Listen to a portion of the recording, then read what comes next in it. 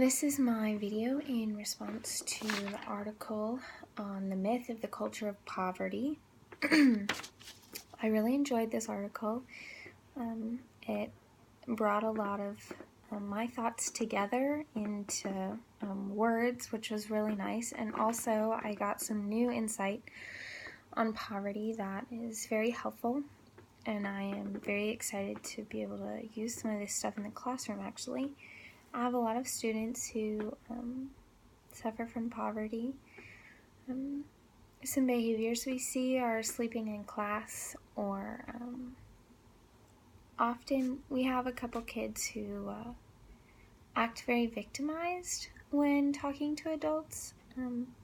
So I think there are some other things going on there too, but often our kids who come from poverty aren't as social. Sometimes they're more timid.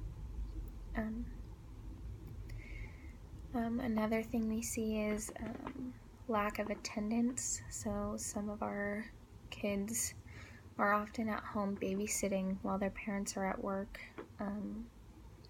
instead of being at school, which is hard.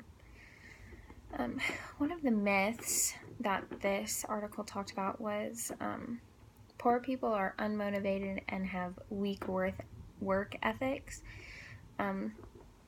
I am pretty guilty of thinking this a lot of times, but I loved what it said. It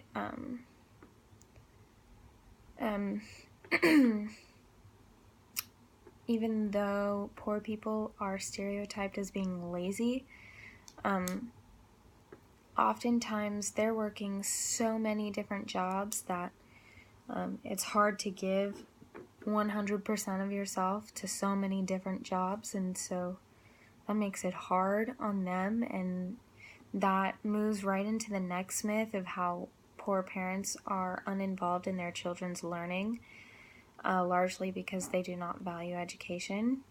And in reality, they don't have time because they're working 2 to 3, sometimes 4 jobs to help pay to feed the children and house the children and get supplies they might need. I think it's really important to notice these things and make sure that we are not judging the children and their parents based on how involved their parents are or are not. One of the other myths talked about was that poor people tend to abuse drugs and alcohol, and I actually thought it was very interesting that the study showed that, what did it say? It said they found that wealthy communities,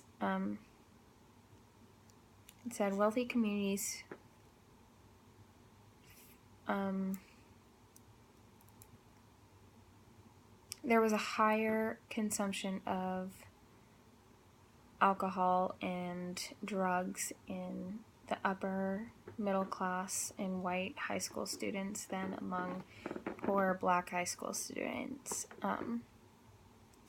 which oftentimes we stereotype poor black students to be those who drink and do drugs all the time, when in reality it's just the opposite. I think that these myths are definitely, a lot of people believe them as truths, and so I really enjoyed reading this article and seeing the research that proves these wrong. That was really cool. One of my favorite parts of the article was things we could do in our classroom, and 3 of the things that I found that I connected the most with were trying to unlearn misperceptions about poverty. I think that's really hard, but something we all really need to do and really need to work on. Another one is, I thought the idea of inviting colleagues to observe your teaching for signs of bias was so genius. I think that often as teachers, we feel like we're doing so much, and we feel like we are able to think objectively, but sometimes we're not. And so having that outside pair of eyes is really helpful in any job, not just teaching. I think that is a great idea. And another one that I really resonated with was continue reaching out to low-income families even when they appear unresponsive. I'm at Whittier, and my mentor teacher, Rhonda, she and I actually talk about how often she communicates with parents, and she will email, and they have this thing called Google Voice where you can send a message out and it'll come back as an email, but you can send it to a parent's phone, and so they can text back and forth right there so that it's somewhere accessible. It's not like an email, so they don't have to get on their computer or anything. It's right there on their phone.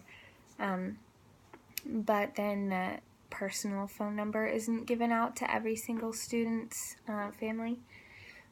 Some teachers don't care about that, some do, so it's just a really cool resource. But we are constantly reaching out to family members of students that we are concerned about, and we reach out and until they respond.